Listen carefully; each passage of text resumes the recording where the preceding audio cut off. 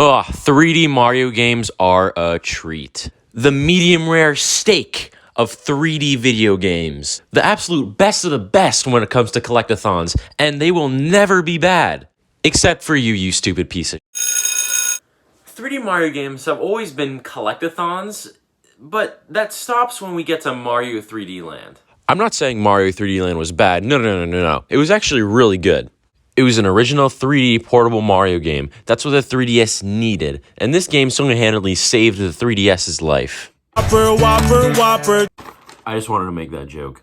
Now, Mario 3D Land was different. It worked on a level system, not a collectathon like the last 3 Mario games that we got, which was expected because it's on a 3DS, it's not as powerful. You could also make the argument that Super Mario 64 DS was on the DS, but that's also a port, and what were you expecting? Super Mario 64 3DS?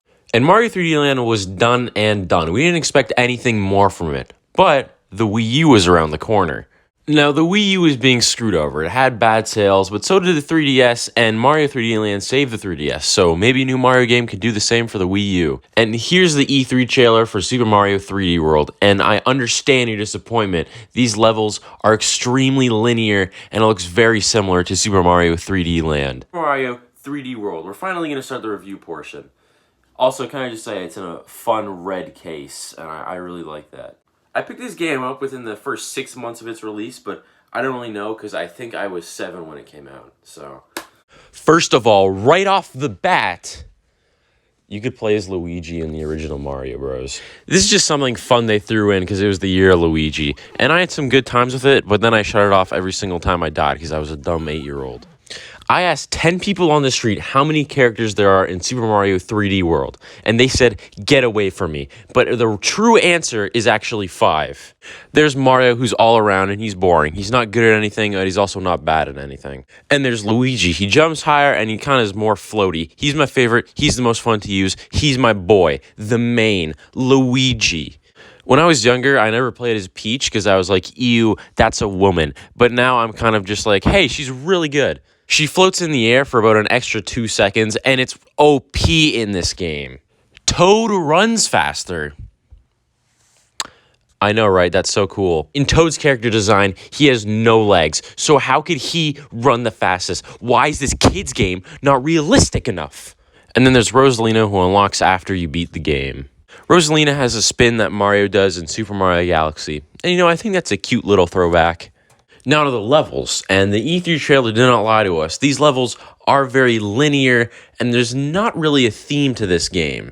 It's of course not a collectathon, which is an odd choice, but it instead works off worlds with level systems in them. The worlds aren't that memorable, they're just grass, desert, beach, snow, but oh my god, the level design is top notch. My favorite level has to be the one that takes place in the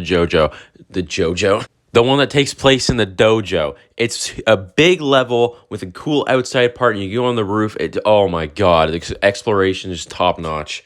And any of the cool train/tank levels where it's side-scrolling, oh my god, they're so good! While the level design is great and memorable and really good, the bosses... they're not good. And props for Mario 3D World for giving us original characters instead of just Boom Boom over and over and over. It's just a different way to jump on all these guys. But the Mad Lad Boom Boom is still up and kicking around like always. Okay, I will give it a Histocrat. Histocrat is pretty good, but you're just climbing on one thing to just jump on Histocrat. And it's just jumping on enemies. And it's a shame. I think Mario Galaxy had some of the best bosses that the series has to offer. And then we're just back to Mario 3D World where it's like, do this to this guy. This game also gave us Meowser as a final boss. And Meowser's pretty cool.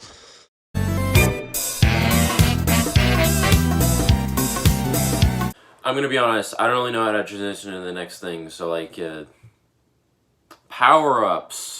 The Mega Mushroom returns from New Super Mario Bros. On the DS, and it still destroys everything in its path and is incredibly fun to use. Then there's the Cat power-up, which is the new big power-up in this game. You can claw your enemies, pounce on your enemies, and climb up walls and flagpoles.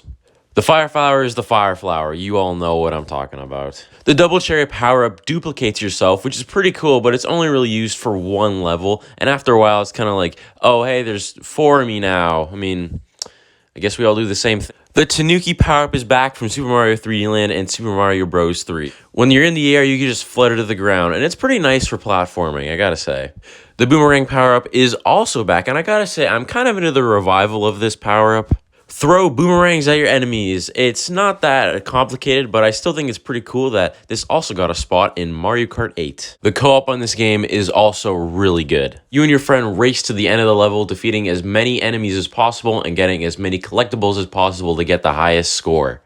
There's a fun count at the end to see who got the most score, and you can win, and whoever wins wears the crown. It's honestly really fun for some friendly competition. And the in-game collectibles, the green stars, are also really well done in this game. They're just like star coins, but these are required to beat the game. I'm not a completionist, so I could care less about these green stars.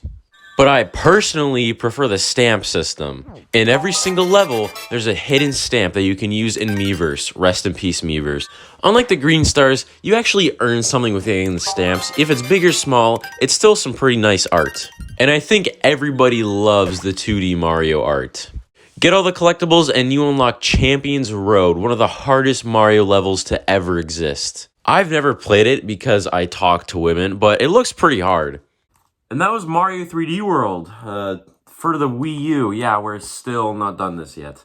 Super Mario 3D World later got ported to the Nintendo Switch with another game called Bowser's Fury. I gotta say, a Switch port makes a lot of sense because you could detach the Joy-Cons for a lot more easier multiplayer, and there's also Bowser's Fury, which you gotta talk about. I don't own this game, but I know it's basically a collectathon in another place with all cat-themed stuff.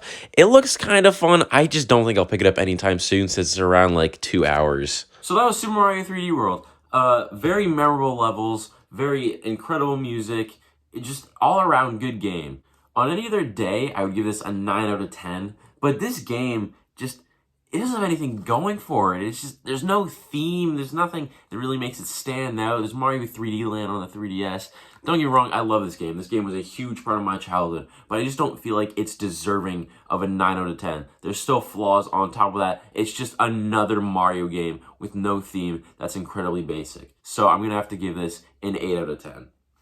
I didn't like making that video, so I'm just going to get out of here as soon as possible. Also, thank you for voting on the poll, and it looked like Halo Reach was going to win, but didn't. But I'm not going to do another poll for a while, because if I'm being honest, I didn't like making this review. This game is boring. Anyways, I gotta get back to watching Michael Jackson play Super Mario Bros. DS on TikTok Live.